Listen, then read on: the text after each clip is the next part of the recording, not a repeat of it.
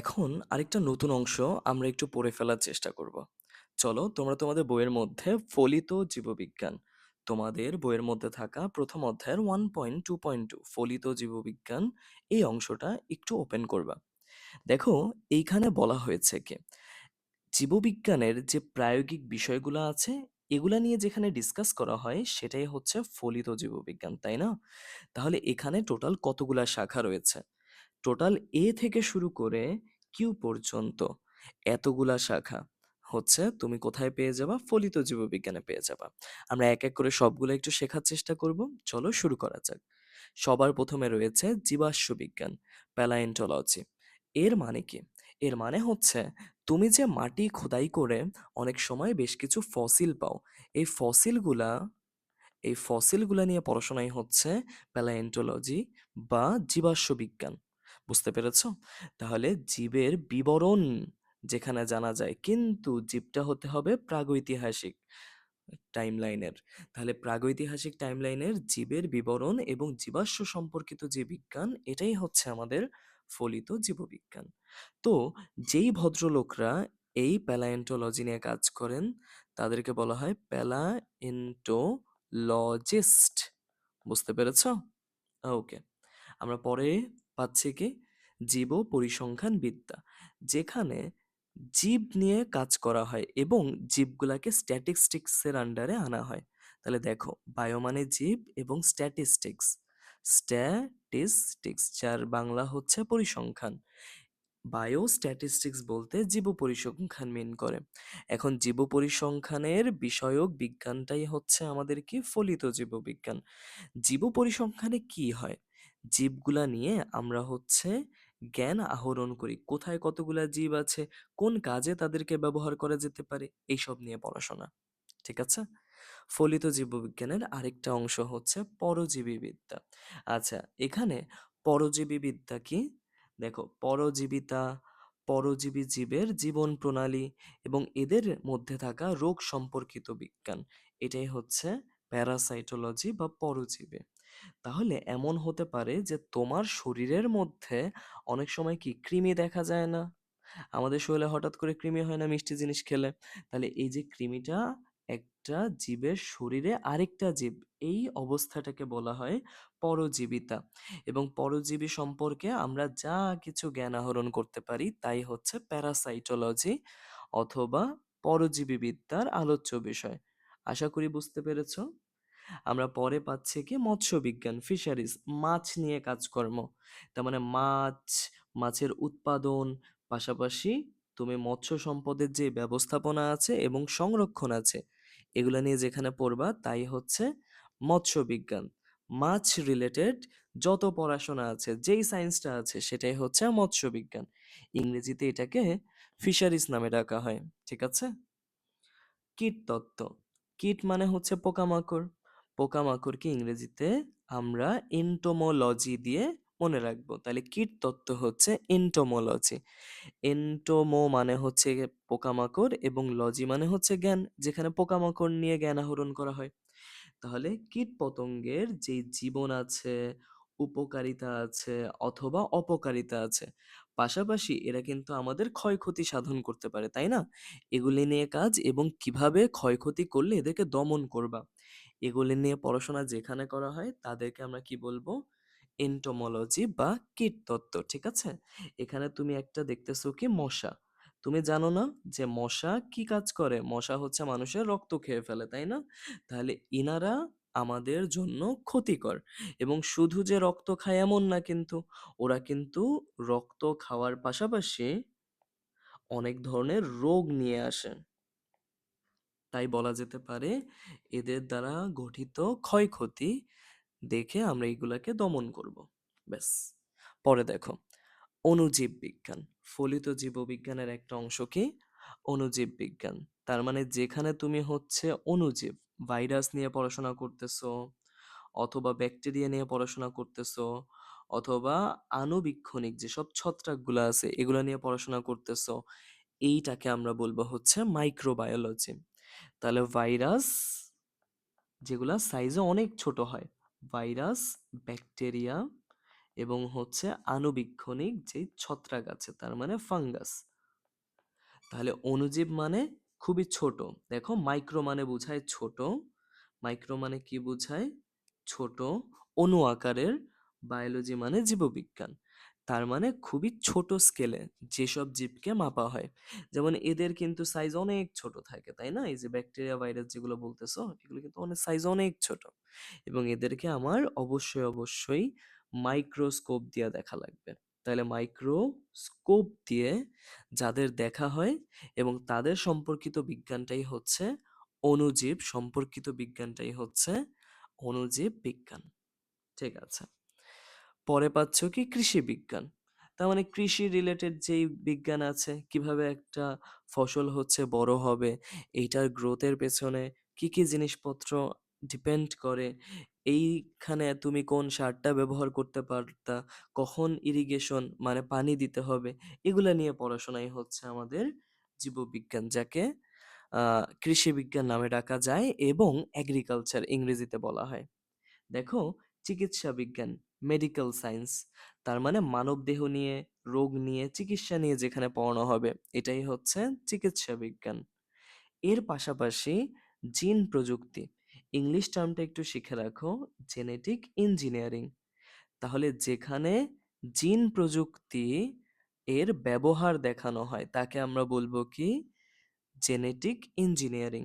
তাহলে ধরো তোমার কাছে একটা বিড়াল আছে, ঠিক আছে? এই হচ্ছে একটা পিচ্চি বিড়াল, এবং এই বিড়ালটার স্বপ্ন, অনেক দিনের স্বপ্ন, ও হচ্ছে আকাশে উঠবে।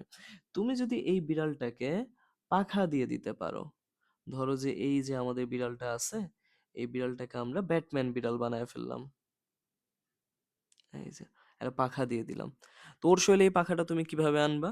এটা জেনেটিক ইঞ্জিনিয়ারিং এর মাধ্যমে আনবা। তার মানে জীবের শৈলের মধ্যে এক ধরনের মডিফিকেশন ঘটায়, তাই না? তাহলে তুমি যেই মডিফিকেশনটা ঘটাচ্ছ এটাকে আমরা বলবো জেনেটিক ইঞ্জিনিয়ারিং। বুঝতে পারছো আশা করি? Genetic engineering. ঠিক আছে। পরে দেখো প্রাণ রসায়ন বা বায়োকেমিস্ট্রি। দেখো প্রাণ মানে জীবন বা বায়ু বোঝায়, আর রসায়নের ইংরেজি হচ্ছে কেমিস্ট্রি। তাহলে যেখানে জীবের শরীরের মধ্যে প্রাণ রাসায়নিক কার্যাবলী মানে কেমিক্যাল কার্যাবলী নিয়ে কাজ করা হবে, প্রাণ রাসায়নিক কার্যাবলী এবং রোগ নিয়ে যেখানে পড়ানো হবে সেটাই হচ্ছে আমাদের প্রাণ রসায়ন। আশা করি বুঝতে পেরেছো। পরের অংশের মধ্যে আমরা কি পাবো? আমরা পাবো এনভায়রনমেন্টাল সায়েন্স, পরিবেশ বিজ্ঞান। পরিবেশ সম্পর্কিত যেই বিজ্ঞান এটাই হচ্ছে পরিবেশ বিজ্ঞান। ঠিক আছে।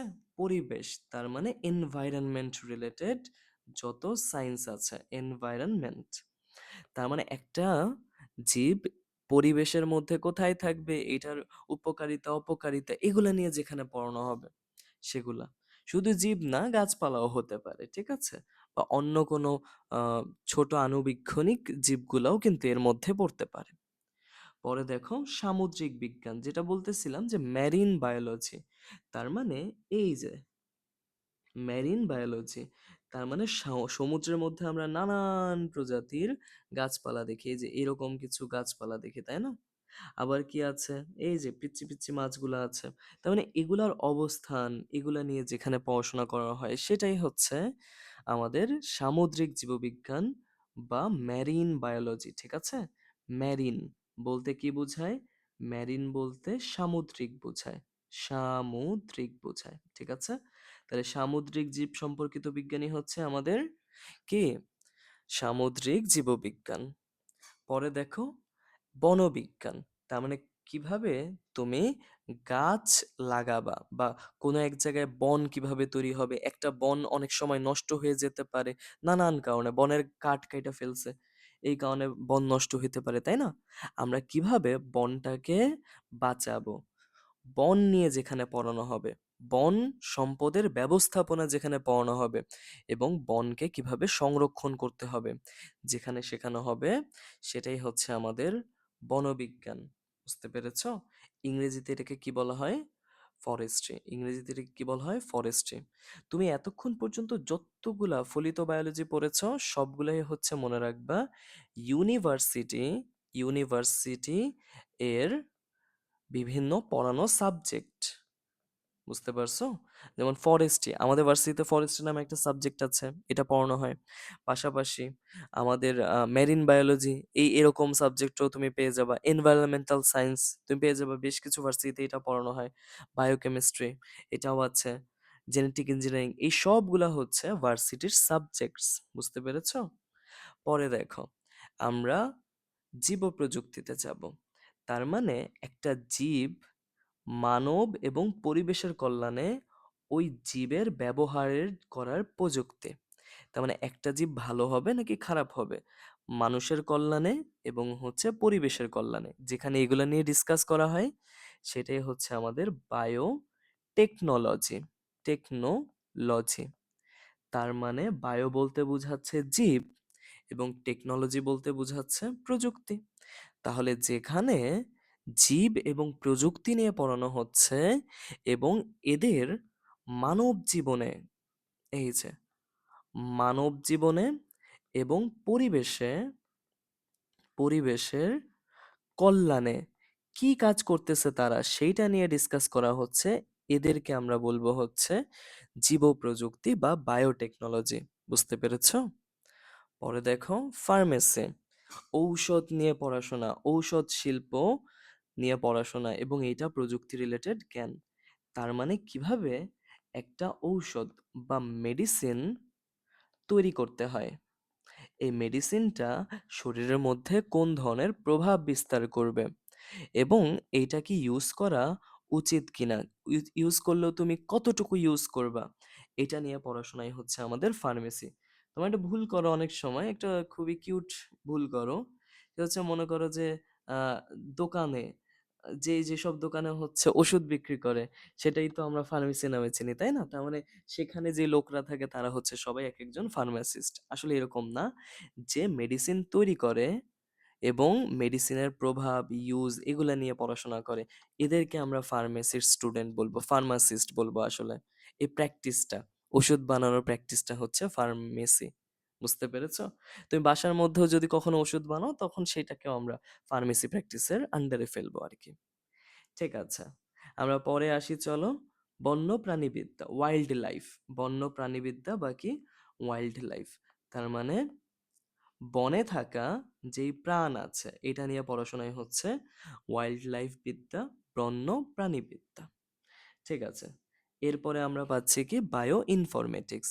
তো বায়ো ইনফরমেটিক্সটা খুবই ইন্টারেস্টিং একটা জিনিস। আমরা জীবের ইনফরমেশনটাকে ইনফরমেশনটাকে স্টোর করে রাখতেছি, স্টোর করে রাখতেছি, এই ইনফরমেশনটা আমরা ম্যানেজ করতেছি, এই ইনফরমেশনটা আমরা ইউজ করতেছি, যেন আমরা কোনো ধরনের প্রভাব বিস্তার করতে পারি, কোনো ধরনের প্রভাব বিস্তার করতে পারি। ধরো একটা জীব সম্পর্কে তুমি আইডিয়া নিলা, এখন ওইটা শরীরে যা আছে না আছে সেই জ্ঞানটাকে তুমি কাজে লাগিয়ে চাইলে কোনো একটা ওষুধ তৈরি করে ফেলতে পারবা। তার মানে তুমি যদি কোনো ধরনের ওষুধ তৈরি করো, ড্রাগস তৈরি করো, ওষুধ যদি তৈরি করো, তাহলে এই যে জীবটার ইনফরমেশনটা ইউজ করে তুমি তৈরি করলা, এইটাকে আমরা বলবো হচ্ছে বায়ো ইনফরমেটিক্স। বুঝতে পেরেছো? তাহলে বায়ো ইনফরমেটিক্স হচ্ছে জীবের ইনফরমেশনটাকে স্টোর করা, ম্যানেজ করা এবং ইউজ করা। কিসের মাধ্যমে? কম্পিউটারের মাধ্যমে।